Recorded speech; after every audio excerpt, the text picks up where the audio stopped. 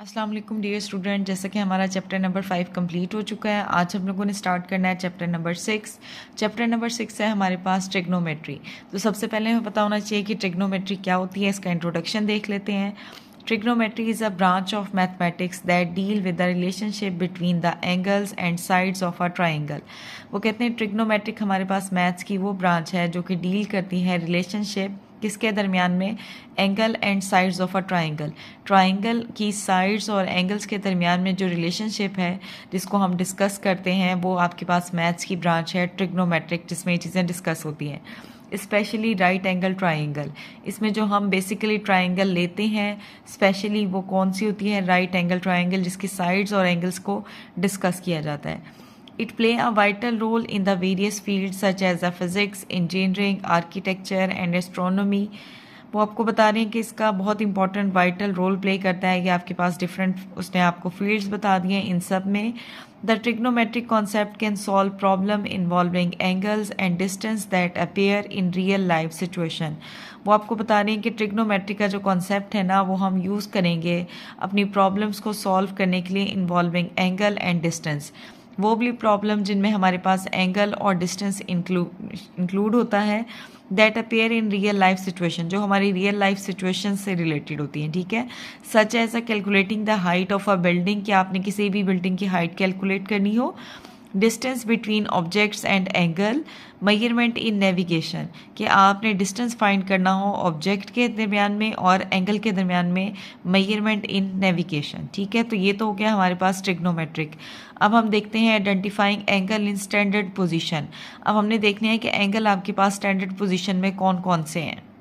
जी, तो हमारे पास है आप plane figure which is form by two rays. हमारे पास कोई भी प्लेन फिगर है जो किससे मिलके बनती है, दो रेज से मिलके बनती है। ठीक है, two sharing a common end point, जैसे कि आपके पास एक ये रे है, ठीक है, ओ बी, और एक रे है हमारे पास ओ ए। ये दो रेज हैं, जब ये दोनों रेज मिली हैं इनका कॉमन पॉइंट एंड पॉइंट ये है। ठीक है, तो ये इस एंड पॉइंट कॉमन पॉइंट पे मिलने पे हमारे पास इन दो रेज के मिलने पे ये एक एंगल बन गया। ठीक है, सबसे पहले आपको वैसे डिफरेंस पता होना चाहिए लाइन सेगमेंट और रेज में।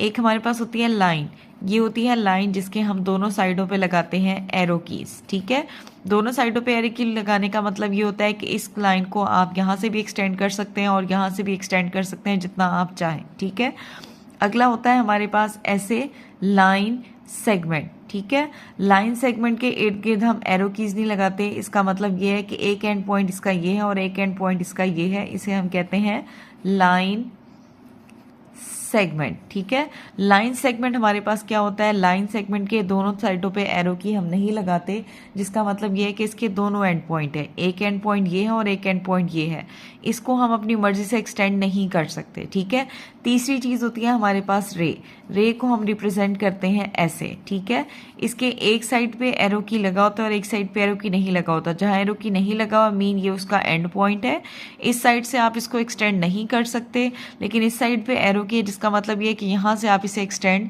कर सकते हैं। तो तीन चीजें होती हैं, एक होती है लाइन, एक होता है लाइन सेगमेंट और एक होती है रे। तो तीनों में आपका डिफरेंस क्लियर होना चाहिए कि लाइन के दोनों साइडों पे एरो की लगेगा, मीन आपसे जिस साइड से मर्जी जितना मर्जी चाहे एक्सटेंड कर सकते हैं। लाइन सेगमेंट के दोनों साइडों पे एरो की नहीं होता, मीन दोनों उसके एंड पॉइंट होते हैं। जो ड्रॉ हो गया है ये एज इट इज इतना ही रहेगा, आप इसे फर्दर एक्सटेंड नहीं कर सकते अपनी मर्जी से। लास्ट है हमारे पास रे क्या होती है, रे के एक साइड पे हम एरो की लगाते हैं और एक साइड पे एरो की नहीं लगाते, जिसका मतलब ये है कि ये इसका एंड पॉइंट है, आप इसे इस साइड से एक्सटेंड नहीं कर सकते। हाँ, एरो की वाली साइड से आप इसे जितना मर्जी चाहें एक्सटेंड कर लें।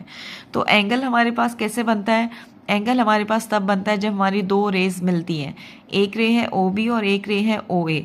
जब ये दोनों रेज एक दूसरे से मिलती हैं, कहाँ मिलती हैं, इनके दोनों के कॉमन एंड पॉइंट एक दूसरे को ज्वाइन करती हैं, इस पॉइंट को हमने ओ का नेम दिया है।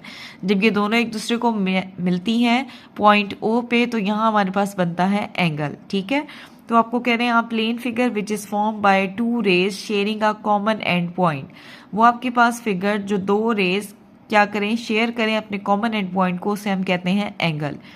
The two rays are known as the sides of the angle. ये जो हमारे पास क्या है, इस एंगल की ये जो दो रेज हैं ये इस एंगल की कहलाती हैं साइड। एक साइड है ओ ए और एक साइड है ओ बी। ठीक है। वो कहते हैं द अमाउंट ऑफ रोटेशन और measure of opening between these raise is called the angle, कि इनके दरमियान में जो आपकी अमाउंट ऑफ ओपनिंग है, रेशो है कि आपने कितना ओपन करना है ये, ठीक है, ये कहलाती है हमारे पास क्या है, between these raise is called angle, कि ये कितना ओपन हुआ है, जितना ये ओपन हुआ है उस हिसाब से ये वाला एरिया मेरा सारा कहलाएगा एंगल। वो कहते हैं ओ ए के ऊपर आप देखें उसने एरो की जो लगाया वो रे है ओ ए, तो उसने ओ ए के ऊपर आपको रे रिप्रेजेंट करके दिखाई है इसी सिंबल से। And O B are rays and angle A O B, और एंगल हमारे पास क्या बनता है, A O B, written as angle A O B और ए ओ बी। आप एंगल को ऐसे भी रिप्रेजेंट कर सकते हैं और एंगल को आप ऐसे भी रिप्रेजेंट कर सकते हैं, ए ओ बी। ओ के ऊपर हमने इस तरह से ये वाला लाइन बनाए, सिंबल शो किया है, ठीक है। अब जब आपके पास ऐसे 3 अल्फ़ाबेट लिखे होते हैं तो बेसिकली एंगल की बात हो रही होती है सेंटर वाले अल्फ़ाबेट पे। यहाँ भी आप नोट करें कि उसने यहाँ सेंटर वाले अल्फ़ाबेट के ऊपर लगाया हुआ है ये साइन, जो आपको बता रहा है कि एंगल की बात हो रही है पॉइंट ओ पे। नेक्स्ट हमारे पास है the angle is said to be in standard position. अब हमें कैसे पता चलेगा कि हमारा एंगल स्टैंडर्ड पोजीशन में है या नहीं, तो उसके लिए क्या है हमारे पास, it's vertex is located at the origin of the coordinate plane. Vertex क्या होता है, ये हमारा वर्टेक्स है, दोनों रेज जिस पॉइंट पे मीट कर रही हैं ये उसका कहलाता है वर्टेक्स। वो कहते हैं the vertex is located at the origin of the coordinate plane. Vertex हमारा लोकेट होगा ओरिजिन ऑफ द किस पे, ओरिजिन पे लोकेट होगा कोऑर्डिनेट प्लेन के, ठीक है। नेक्स्ट वो कहता है वन ऑफ इट्स रे the initial side lies along the positive x axis. एक रे की आपके पास इनिशियल साइड एक्स एक्सिस पे लाई करेगी, ये देखें ये हमारी एक रे है, इसकी आपके पास क्या है, ये हमारे पास लाई कर रही है along the positive x axis, ये हमारा होता है एक्स एक्सिस, ठीक है, और यहाँ होता है वाई एक्सिस। तो ये दो कंडीशन हमारे पास क्या है कि वर्टेक्स आपका लाई करता है ओरिजिन पे कोऑर्डिनेट प्लेन के, और दूसरी वो आपको कहते हैं लाइज, कि आपके पास एक रे जो है ना वो लाइज करेगी along the positive x axis, ठीक है।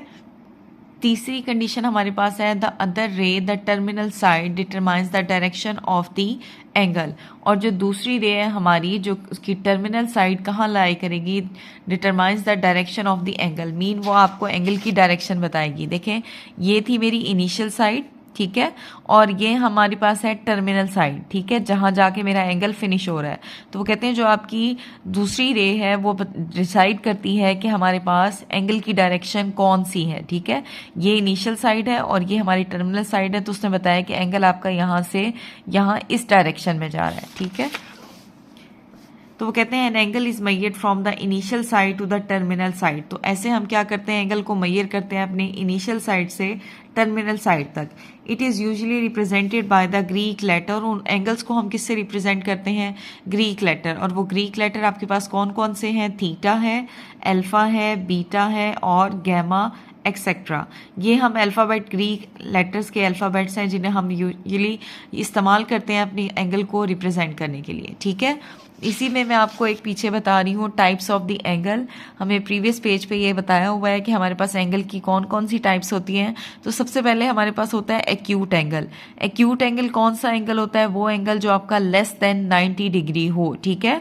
जो आपका ग्रेटर देन 0 होता है बट लेस देन 90 डिग्री होता है, वो आपका कहलाता है एक्यूट एंगल। नेक्स्ट है हमारे पास ऑब्ट्यूस एंगल। ऑब्ट्यूस एंगल कौन सा होता है, वो एंगल जो हमारा ग्रेटर देन 90 डिग्री होता है बट लेस देन 180 डिग्री होता है, वो कहलाता है आपका ऑब्ट्यूस एंगल, ठीक है। 90 डिग्री से बड़ा हो लेकिन 180 से छोटा हो।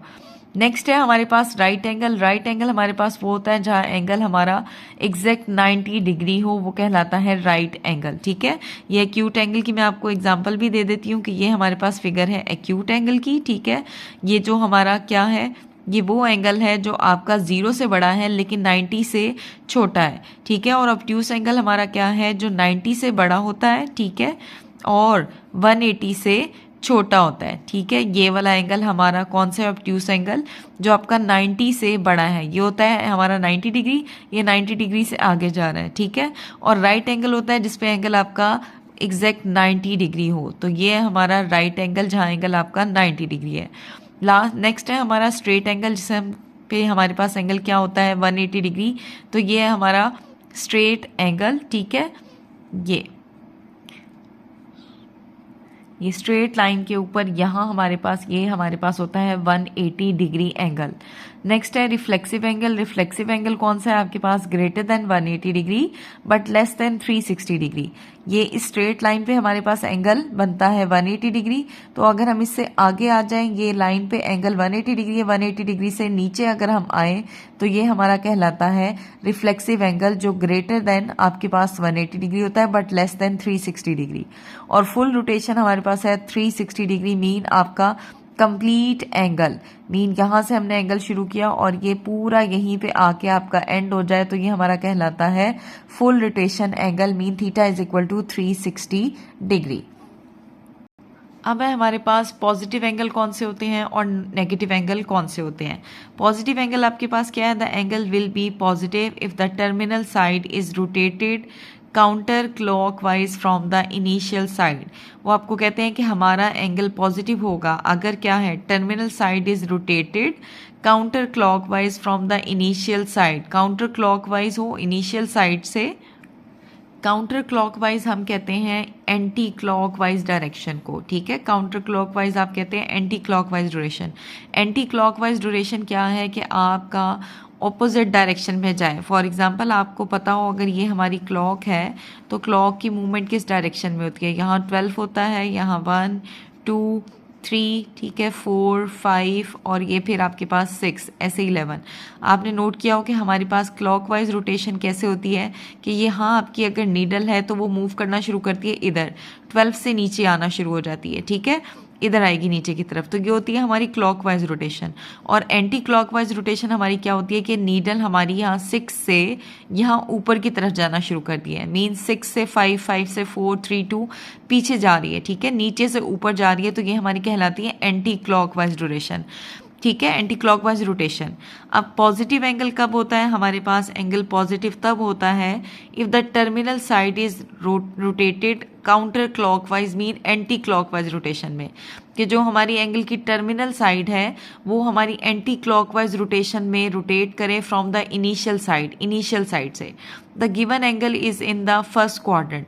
तो इस सिचुएशन में हमारे पास एंगल पॉजिटिव होगा और एंगल किस क्वाड्रेंट में होगा? फर्स्ट क्वाड्रेंट में होगा, ठीक है। ये हमारा फर्स्ट क्वाड्रेंट है, ये आपकी प्लेन है, ठीक है। इसमें आपको पता होना चाहिए कि ये हमारे पास क्या होता है, ये हमारी ऐसे क्वाड्रेटिक प्लेन होती है। इसमें ये होता है हमारा फर्स्ट क्वाड्रेंट, ये होता है हमारा सेकंड क्वाड्रेंट, ठीक है, ये हमारा होता है थर्ड क्वाड्रेंट और ये हमारा होता है फोर्थ क्वाड्रेंट। तो जब एंगल आपके पास पॉजिटिव होगा तो वो हमारा लाई करेगा हमेशा फर्स्ट क्वाड्रेंट में, ठीक है। अब है आपके पास नेगेटिव एंगल, कि एंगल हमारा नेगेटिव कब होता है? तो आपको बता रहे हैं the angle will be negative if the terminal side is rotated clockwise from the initial side. क्या मैंने आपको बताया था यहाँ क्लॉक की एग्जांपल देखिए कि आपके पास क्लॉकवाइज रोटेशन कौन सी होती है कि 12 से नीडल हमारे पास ऐसे नीचे आएगी। तो देखें यहाँ एरो की भी उसने ऐसे नीचे बनाया हुआ है कि यहाँ से आप नीचे की तरफ आ रहे हैं। तो अगर हमारी टर्मिनल साइड रोटेट करे क्लॉकवाइज, ठीक है, फ्रॉम द इनिशियल साइड, तो ये यहाँ आपका एंगल क्या होगा? नेगेटिव एंगल होगा, ठीक है। और the given angle is in the fourth quadrant. देखें ये आपका फोर्थ क्वाड्रेंट में आ रहा है, ये हमारा फोर्थ क्वाड्रेंट था और ये फोर्थ क्वाड्रेंट में लाई कर रहा है। तो ये पॉजिटिव एंगल हमें क्लियर हो गया है, नेगेटिव एंगल हमें क्लियर हो गया है। तो हमने इस एंगल की डेफिनेशन ट्रिग्नोमेट्रिक की डेफिनेशन पढ़ ली है और एंगल्स हमने पढ़े हैं, ठीक है। एंगल्स को देखकर हमने उनकी टाइप्स भी पढ़ी हैं और फिर आपको मैंने एक्सप्लेन कर दिया कि पॉजिटिव एंगल और नेगेटिव एंगल क्या होते हैं। Thank you so much, but don't forget to subscribe the channel for more videos.